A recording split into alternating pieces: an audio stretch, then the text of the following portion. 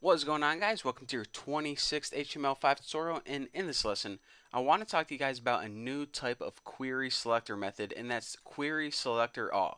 However, before I continue, I want to make sure that you guys understand why this query selector method works, because what's going on here is this first paragraph and this third paragraph have the same ID. However, whenever we click the third one, nothing happens. We only get an alert box whenever we click the first paragraph.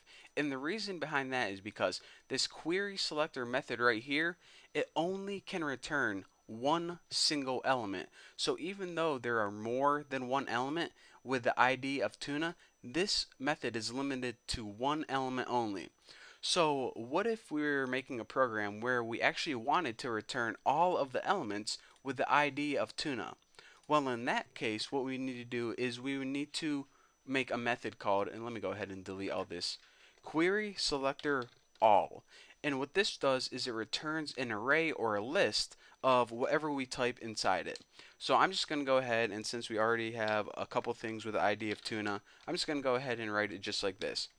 Now, this, I know I didn't tell you guys, but you can pretty much write any CSS selector in here. For example, if you wanted to turn all the stuff in the class Bucky, if you had like 5 different things that belong to the class Bucky, you would write it like that. But since we have a couple things in the ID of tuna, I'm just going to write it just like this. So like I said, this query selector all method, what it does is it basically returns to you a list or an array. So we're saying, okay, call this method and return to us an array, but we aren't doing anything with it, not yet. One thing we can do with it is we can store it in a variable, and I'm just going to name my variable list so it's easy to follow along with. And now what we can do is this list now contains this method, or excuse me, this paragraph and this paragraph. So then we can index each element in that array just by using the index number. And remember, whenever you're working with an array, they always start out at 0. So if you have 2 items in it, this would be the 0th element and this would be the 1 element. So if you write list 1, it's going to refer to that second element in the list. So we're going to write list 1 equals, we'll just write like on click equals talk. So whenever we click that second thing in the list, it's going to call this thing right here. So let's go ahead and save that, refresh, and see what we got. Go ahead and click first, nothing happens, even though it's in the list. Second, nothing happens because it wasn't even in that array. And third, check it out. Yo-yo ma, just like that. Now, another kind of more useful thing what we can do is say we wanted to scroll through our entire document and we didn't know how many things were in that list, but everything that was in that list, we wanted to have that functionality that whenever we clicked it, we wanted to pop up an alert box. Well, what we do is we would get rid of this right here because this only references one particular item. What we could do is just make a for loop to loop through everything in that list. And you do that by writing this for. We'll make a counter variable I equals 0, and then we'll write when I is less than list. Remember that list variable is what we declared right up here. List length, and then we'll just put I++. And what this is going to do is whenever we have a list, it's going to pretty much cycle through everything in that list.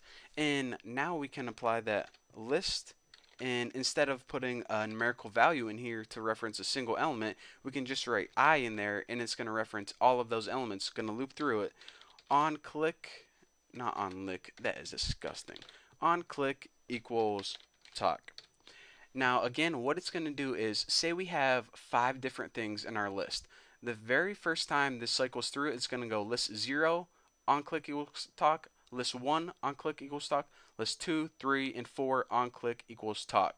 So then all of those elements get the functionality that whenever we click them, it calls this function right here.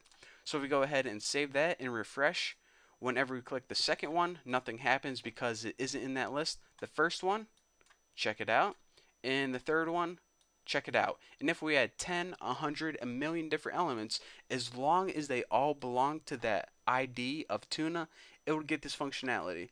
So I just want to explain to you guys that there is a difference between the query selector method and the query selector all. The query selector method is only limited to one element, but the query selector all can have unlimited number of elements, and you typically use this whenever you want to reference a bunch of stuff on your page, all with a similar attribute.